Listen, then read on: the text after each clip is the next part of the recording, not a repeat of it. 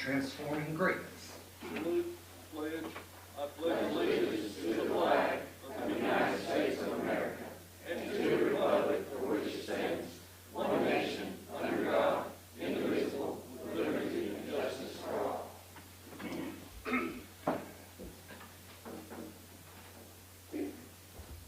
Good evening, everybody. So glad to be back. It's been a while. So I've been sitting with the Lord, and this is what he gave me. So if we bow our heads, bless you, Lord God, King of the universe, creator of all.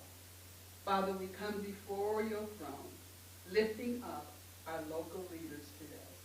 We pray for Mayor Davis, the county commissioners, Epperson, Hughes, Cry, Alpert, Blake, Mull, Thompson, Keith, Goings, Slater, Mason, Davis, Rapper, and Winters. The county police chief, the judges, the support teams, and all those who serve our local community. Strengthen them with wisdom and grace for the heavy burdens that they carry. May they manage the teams and projects with love. Keep their hearts pure and their eyes turned toward your face as they work in the best interest of all the people they are called to serve. Thank you, Father, for hearing our prayers tonight and empowering us as kingdom ambassadors on this earth.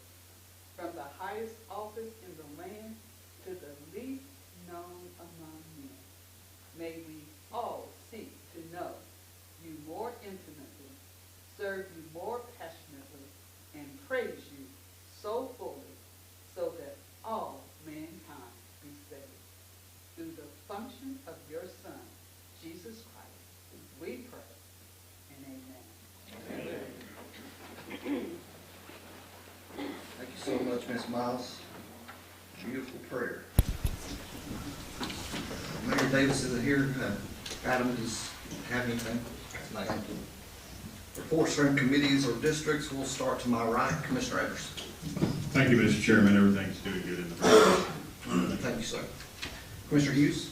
Sure, Chairman, I spoke with the county attorney about the issue with the landfill, about that, just to see what we really can do and what we can't, and I'm waiting on a report from her before I ask for anything other. Okay. So otherwise, nothing else. Okay. Thank you, sir. Commissioner Alford. It's good in a second. Thank you. Commissioner Peete. You want me to call Mr. Mike now? Sure, that's fine. Okay. I'm going to recognize Mike Williamson. And also, this isn't on our work session at all. Did you not put it on there? So it can't be even voted on there? No, I can't. Okay. So you're welcome to come talk about it now. So, I'm sorry, is it not gonna be voted on next week? No, it's not on the agenda. Okay, well, I'm here, so I'll do it. I can. So we can put it on the agenda, I guess. Well, I'm fine with you not having it on the agenda. I'm just telling you. Sorry, I don't know how this all works, but I want you guys to get this. And I came tonight because I wanted you to have time before you vote next week, or I thought you were going to vote next week. This is about a rezoning out in the county.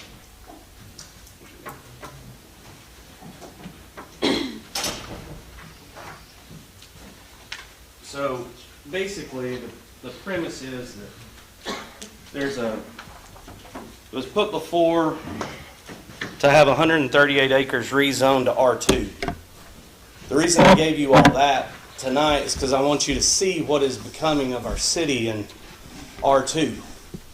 Those are considered townhomes now, and they just sold for $190,000 a door last week.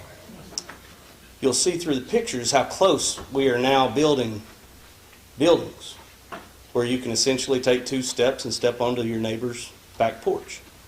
My fear is that blanket zoning 132 acres to R2 opens the door to that kind of development in the county. I'm not against, I want to be very clear, I'm not against subdivisions or development or anything else, nor are any of my neighbors. The land in question does back up to my property, about 1,000 feet of it. But I just think that it's a little reckless to blanket zone 138 acres without having any kind of drawings or designs or what are we going to do? That's what can be done. And that is what is becoming the norm. I am a real estate appraiser. I do appraisals Atlanta to Knoxville. And I've seen good developments and bad developments, and I've seen good counties and bad counties, and I just don't want ours to turn into that throughout the county. Subdivision, we need housing in Bradley County. I'm all for it. But that kind of development is what I just wanted you all to have time to think about before you voted on something like that. If you have any questions, I'm happy to answer them. And where is this located at? That's on Pryor Road here in town. That's in the city. And the way they got around that is that they actually built them as apartments. People bought them for $150,000 a door, went before and got it into a condo, resold it a month later for $190,000 a door. And that's on about 2 acres, your aerial photos. So if you multiply that by 138 acres, you can see where, you know, and about 20% of those typically are rentals. So some will be single family and some will be rentals. But Commissioner Pete. So what he's discussing is, this was at the planning commission Thursday before last, and Bentley may have not put it on here for a reason. I'm not sure if he's got other information he wants to bring. It was a property across from Taylor School that Joe Stepp owns. And Joe Stepp brought his property to be rezoned, which is his right to have rezoned if he wishes. And the planning commission looked at it. If property fits the criteria to be rezoned, then the planning commission cannot legally say no. You have certain criteria that you can discuss at that meeting. So they approved the rezoning. If we approve the rezoning, then whoever purchases the property from Joe Stepp in the R2 state would have to bring a site plan and preliminaries to the planning commission and let them discuss things like roads. Can the current roads take on the added homes in that area? And I think 132 acres will be approximately 700 to 800 doors. And these, from what I heard, they were discussing anything from $350,000 homes to townhomes. And of course, on the proposal, it said potential townhomes. That's why you would get it in R2, was so they could have some mixed use. We don't have PUDs in the county, so this is the only way they could have mixed use subdivisions. So that's the information I was given about it. It's up to this body to approve the rezoning or not the rezoning, but based off of the criteria they gave, the land that he was presenting did meet the criteria to be rezoned. So then the next steps, of course, is the planning commission looking at all the other criteria to decide if this property, if all there was is townhomes, and if that's what they propose on a plat, and you can't vote on maybe. So the things that were brought to them to look at the planning commission, they could not even consider. You can't consider, what if this happens, what if that happens? and I think that's where it's a little backwards, to be honest with you. Because you want to kick it down the road and say, well, it's not my responsibility, it's going to come up later. But once you rezone it, it's rezoned. And we have certain criteria. that is what can be done. He can then sell it off in 2-acre parcels. You don't know what he's going to do. But that's what is being done in the current market. That is what is becoming the highest and best use, because you're getting the most dollar per door and you're putting them in. My problem with that is blanket zoning 138 acres without knowing what they're going to do with it is irresponsible. As a property owner, as a commercial appraiser, that is irresponsible. I'm not saying don't develop it. Develop it. But have a plan. If you're going to blanket, that is the same amount of land that typically municipalities rezone for Amazon, for these large distributions, not just, I don't know what they're going to do with it, but we'll do it.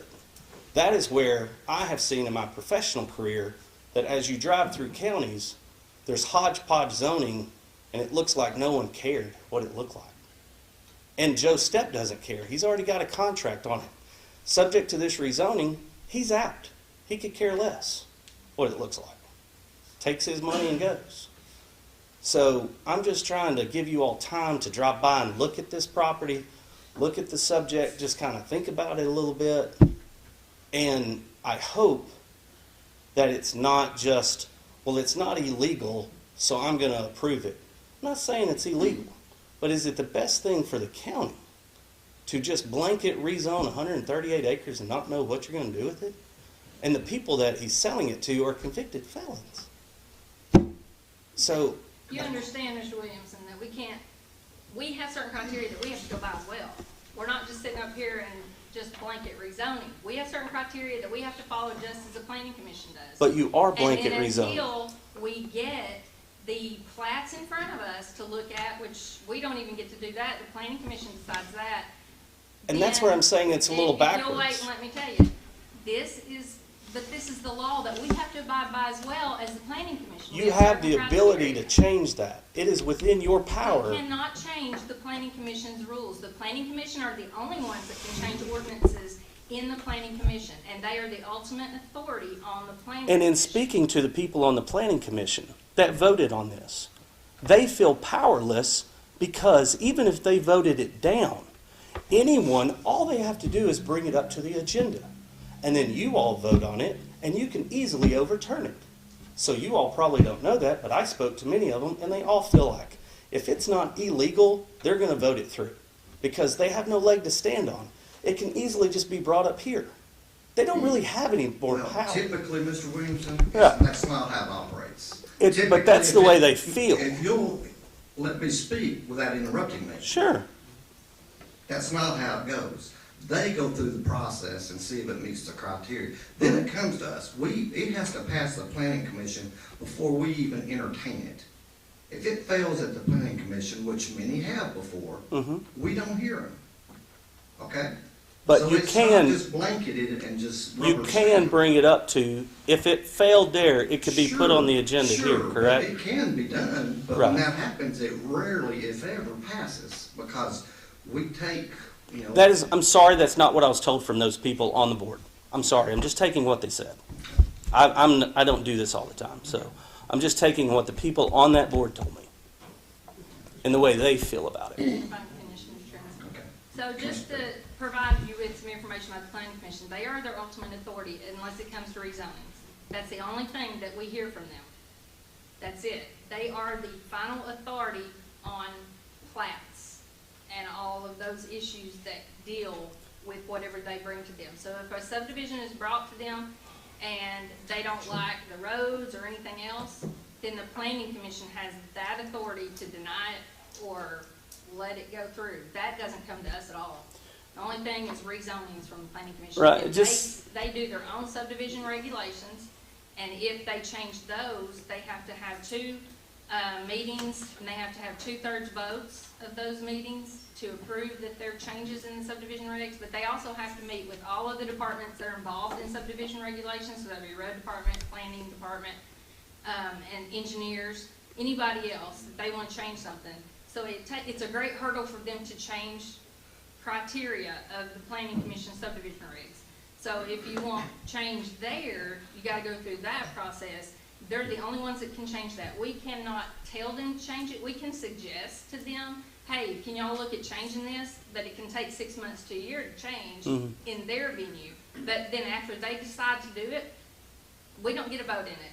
It's 2/3 majority on theirs, and they can make the subdivision changes as much as they want.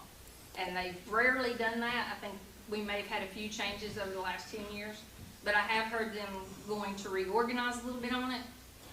But it doesn't. And maybe this is something that is brought to the surface, and hopefully in 6 months or a year, it's changed. And that's okay, because I believe it does need to be changed if we care about what our county looks like Well, down the road. And I understand what you're saying, because these pictures, with the back porch being right up against, that is, In my line of work, this is what I do for a living, this is the way it's going, and not only in our county. And so when I see, it doesn't matter, of course, I got the letter, so now I know it's happening. Typically, I'll know afterwards. But when I saw that, that is the red flag that comes to my mind. when you R2 that much land, and you do it, and then you say, I feel like, you say, we'll figure it out down the road. We don't know exactly what they're going to do, but we're going to, it just seems reckless to me. Because there's so many things that can be done. I see what you're saying. They can cut it up a million different ways. Commissioner Thompson? What road you say is on? This is on Bates Pike, sir, Yeah. and Osmond, Thompson Springs. Bates Sir? Pike, Thompson Springs, right? Across from Taylor. across, right beside Taylor School, Yeah. on both sides of the road, sir. Yes, sir. That's on now, it was FAR. or It's, whatever. it's FAR. He can build a subdivision, do a lot of We've got sewer and things. water over there, so there's no problem with that. It just got sewer to the school, and I gave part of my property, and it was based on we're giving it to the school. Yeah. But yes, Well, there is. We hope it goes over, we'd like to expand that school. Sure. I have 4 children. I'm all for it. I'm all for development, just responsible development. If you don't want it developed, buy it. Listen, that man owns that land just like you own yours up there. That's And, different. You're not comparing oranges to oranges. Well, it is to argue too, if you don't like it, buy it. No, sir, you're not. If he was doing a normal development, no one would care. But the fact is, he's selling it and then leaving. So he doesn't care. He doesn't have a dog in the race. If he gets it rezoned, he takes his money and leaves. He doesn't care what is left. He's not even going to be in the county I anymore. think his family's been at heart in that community for 100 years. His dad was 100 years old when he Okay. died. That last step. Got And it. they were at heart for years for that. And they like to see that grow, I'm sure of that. And Joe's had it for years too. So, it's, But it's different if you're going to rezone it and develop it. But when you're only rezoning it just to hit the road and give it to someone to cut up and possibly do this to it, that seems a little different than, hey, develop a subdivision, make beautiful subdivisions out of 138 acres. we'll get to see the plat of it when it gets done. Commissioner Crowder? After the fact. I think both of my questions have been answered. Okay. I didn't know where the location was exactly at. You take Kinzer or Osmond Road out to Bates Pike and it's right there. I'm very familiar with the land Yeah. like you, I travel around on this stuff, but, the sewer and water has just, I think it's there now, so, Mhm. Ocoee Utilities runs that sewer business out there now, so that's what I was concerned about, and what Commissioner Peake said is basically accurate on the procedures and all, but Yeah. it'll be looked at. I just wanted you all to have time to think about it and consider it before. Yeah, Commissioner Williams, I'm sorry. Could Commissioner Peake just go back over the options that we have as commissioners up here? What options do we have? I know they're limited. What options, it concerns me when could be 700 homes there. Is that what you're saying? The property could sustain 800 doors, yes. Sustain 7 to 700 doors. 800 doors. So what is our option once that comes up? You can always vote no. It takes 8 votes to move the courthouse, whether it's legal or not. You can always vote no. But we do have the same legal obligations and the same criteria to go by. If you vote no and anybody asks you what your vote was, if you have a personal reason that you give your opinion for you voting no, you set yourself up for a lawsuit to vote no for no good reason. Now, roads might be your good reason. If that's your good Typically- reason, you could use it. Typically, how this works, it's gonna go before the planning commission. They're gonna vote on it. Then it's gonna come before us, and we have a public hearing, and we allow people to speak for it or against it So there's before we vote on it. Still a meeting with that. Yeah. No, they've already did. They already did that one. But they've not brought it to us, it's not on the agenda. I'd like to make a motion, we put it on the agenda.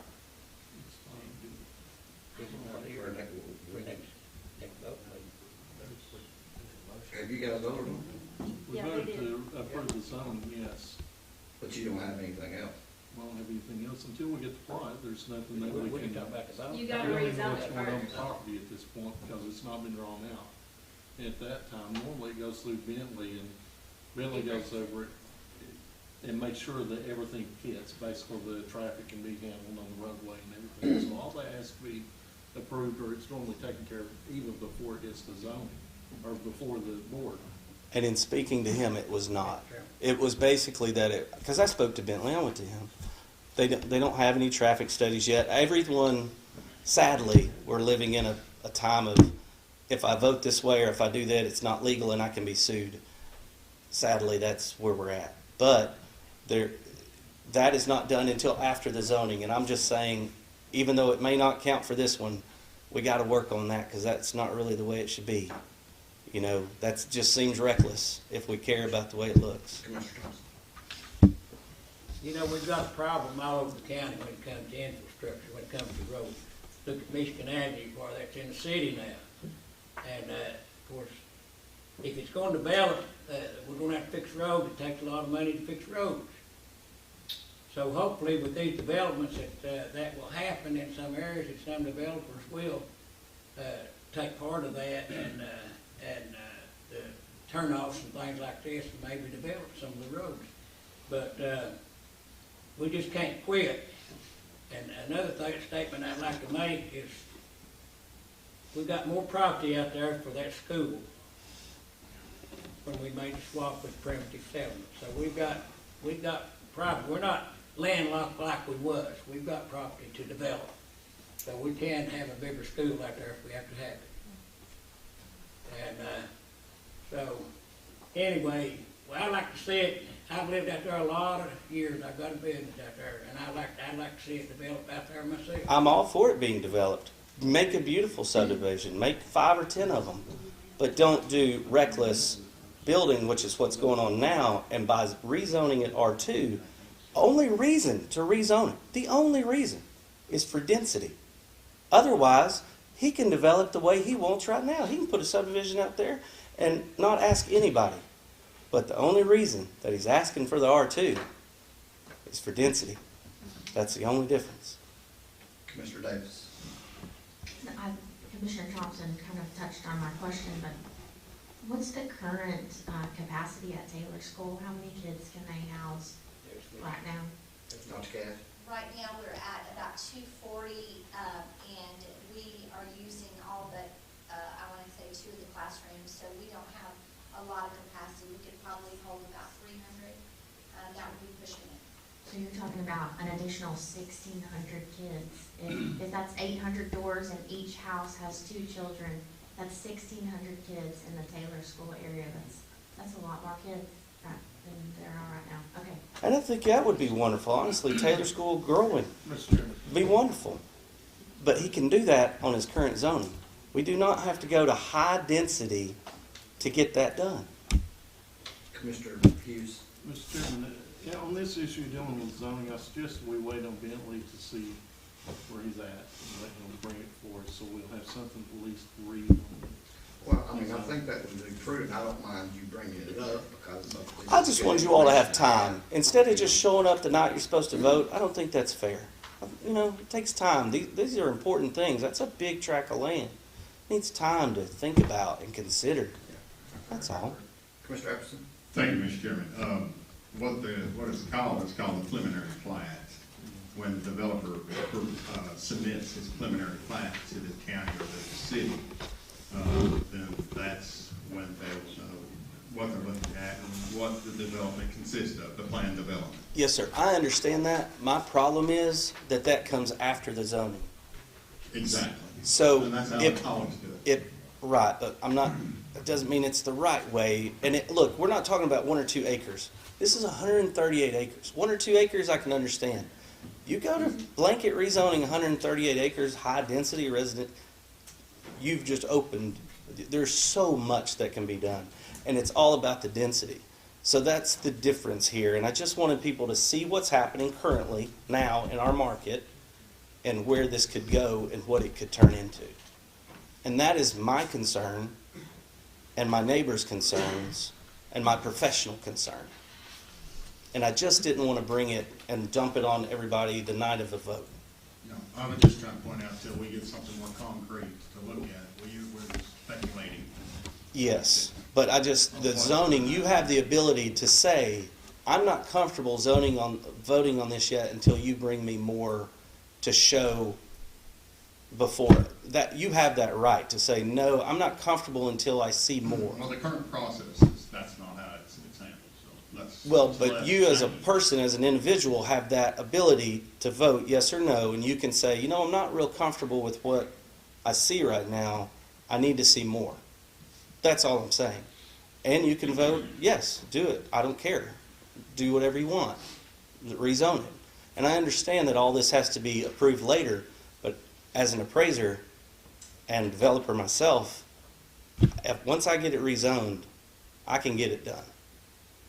I'll jump through whatever, I mean, it's just the way it is. And I'm sorry, I hate it that it's that way, but Thank you, Mr. Williams. thank you guys so much for your time. Anything else, Mr. Peak? Okay, Commissioner Crowder? We're doing fine in the second district. We're becoming a tire collection center. Up on Shelby Lane, we've got a dump site, and up on, our favorite Hooper Gap Road under the interstate, we've got a dump site. Looks like they're moving from exit 20 north, so everything else is fine. Thanks, sir. Commissioner Thompson? Well, mine's over with, everything's fine. Thanks, sir. Commissioner Lawrence? Fifth district's well. Commissioner Mason? Sixth District's doing well. I have a constituent here that would like to speak to, if I could acknowledge Mr. Burnley. At the appropriate time. Sure.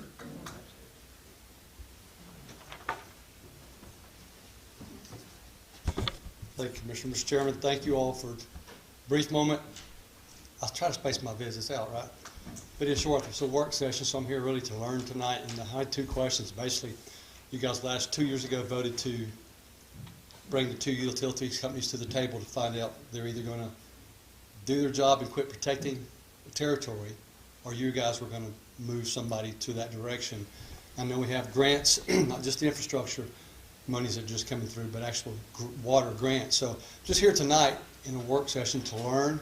So I'm not bringing any requests, anything to you other than tonight is, to get an update where that process may be. If the utility companies have said, okay, we're going to work together and meet, or I think there was a committee that you told me about last time that y'all were kind of working on something, but there's not been any that I'm aware of. So before I come to you and ask you for anything, I thought I'd try to find out where we are. I'll give you a little bit of update. I know East Side and Cleveland Utilities have been in conversation. Now, what they've agreed to or not has not been brought to me, but I know they are discussing those possibilities to be able to serve those areas with water. So I'll be glad to reach out to them and find out kind of where they are in those discussions and then move any further, unless anybody else knows anything else more than what I know. But I do know they were discussing that. Thank you. And it's been an ongoing thing, so. And the good news behind your request is you have 14 a unanimous vote to call them to the table. And that's on record, and you all know that. You all voted to hey, guys, you got gaps out there. Either come together and figure out who wants which territory and make it happen, or get out of the way. We as a governing body are going to do it for you. And so I'm so grateful for your direction and leadership in that. So that maybe give you a little more behind you, not that you need it, you're the chair, but you do have the whole commission behind you with that question. And this is a request, so I don't mean to tell you a story. I know it's a work session, so I'm not asking you to do anything other than when you do talk with them, since you said you can find out, can we get a time frame so at the appropriate meeting, you guys can vote on a time frame? I will ask about that, about a time frame, and do that, and I'll reach back out to you. I've got your number. Yes, sir. I know. We've been working on it, and I appreciate the working spirit. Appreciate my commissioner being in Commissioner Mason and being out there and doing some writing stuff. I appreciate you all hearing me. And tonight, I will not keep the dead horse out. But like I said, tomorrow, I think March 12 actually will be 2 years. And so I've tried to space it out. So I appreciate it. It is still a deal and something we need to do. I appreciate it, Chairman, and I'll just wait to hear back from you. And then maybe, like I say, by the next session, you can follow it up with mandates on those utility companies and then time frame on those utility companies. So that's something when you're discussing your work session, maybe you can lead to that. Thank you for your time. Thank you. Thank you, gentlemen. Ladies. Thank you. Commissioner Davis. Thank you, Mr. Chairman. All is well in the sixth tonight. Thank you. Thank you, ma'am. Commissioner Rex. Thank you, Mr. Chair. I just wanted to make one statement. If you think back, we've had a number of things that are easy to be fearful about, from COVID to now what's going on in the world. I said back when it was COVID began to be rampant, and I said then, I said, God's still in control. He promises He'll never leave us nor forsake us. And I say that as far as what's going on in the world right now. It's easy to operate by fear, but just stand firm, and things will improve, and we're going to come out mighty through this. Thank you. Thank you, Mr. Rucker. Mr. Winters? Thank you, Mr. Chairman. The 7th District is being very, very, it's been torn up on 60 Highway with some major heavy equipment that's on the 60 Highway. I need to clarify what came out in the paper a few editions ago that was saying that I particularly was complaining about what's going on 60 Highway. Particularly, the writer was basically saying, putting together 6 weeks of presentations. Originally, I did say that we were needing to have people in place that could give us information, and that our subdivisions, as the changes were happening, needed to have people to talk to. Well, at the beginning, that's what I said. Within 2 weeks, we had 2 names, the 2 names of individuals, one with Simpson Construction, one with TDOT. I shared with the chairman, shared with our administrative assistant. And we had a situation this past week with the torrential rain that we had. It caused mud to move from the highway down to the backyards of my neighborhood. And when my neighbor came to my house and said, I've got brown water in my swimming pool, we've got debris that's come down through the backyards from what's been done on the highway, I called one of those individuals. And what he told me was, first of all, aren't you the person that said we weren't doing things? And I said, what? Aren't you the person that said you didn't have contact? I said, well, I said we needed contact 6 weeks ago when we started this process, but I also have been saying that we do have you there, which got me at least back in his good graces. He said it was an article that had been printed with summarizing 6 weeks of contact. So he then went to work, and every one of the staff that were up there had already been looking at that pool, what was happening in the pool, walked back down there and worked with my neighbor on that. So what we had put together definitely is working. But it took a few minutes of negotiation with my buddy David, who was, I said, look, you are the guy. That's why I called you. He said, okay, I understand. And the people that were actually working on that were in the room hearing our conversation. And it just bonded us together. But that's, you know, we share things here that are critical. And then 5 weeks go by and the paper puts it all together.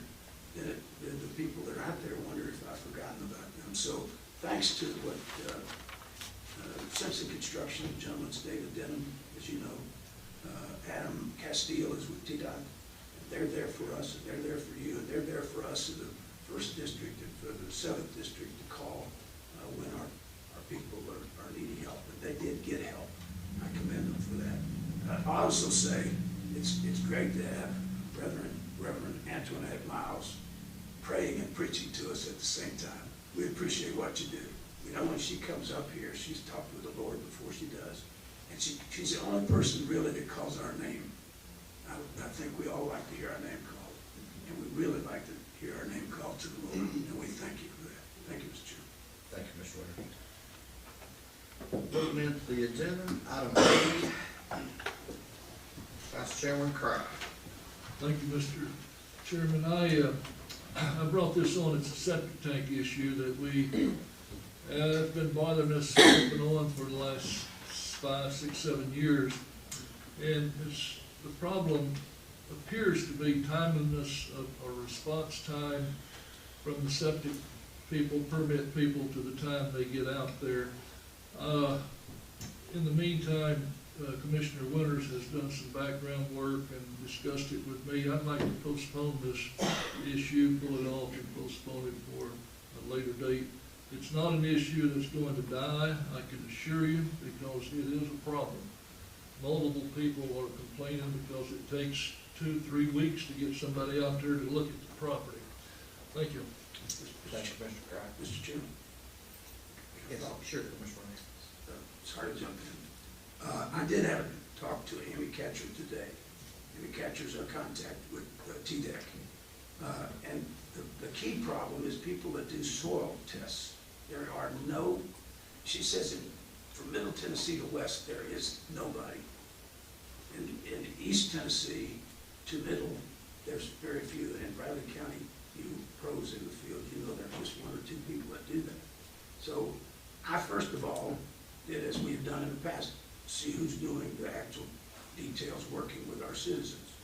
The person that's there is still doing very well according to the state. He's probably the best in the state or second best in the state. Off of that person, then it has to go to, an individual has to go look at the ground whether it perks or not, and have to be professional enough to make that decision. And from what I'm hearing is the persons that's there are 2 and 3 or 4 weeks behind what they already got on their plate. So I think the problem is with getting trained people to do it, and that's out of my field. As you all know, I just know soil, I don't know how to do anything with it, move it around. But you pros that work with it, correct me if I'm wrong, but that's what I'm hearing from our contact there. You asked me years ago to check into this, and that seems to be the problem. I thought first of all was in our office, but it is not there. It's where to go to next, and then there aren't enough people there. That's what I got. Thanks. Commissioner Pete. And I don't mind if you want to put it out there. If anybody has problems with getting their septic permits, to call me. I work very well with Mark Dillard. We can figure it out, figure if it's a soil issue or if it's not a soil sciences issue, and go from there. But typically, he's 2 weeks on a permit unless there's issues.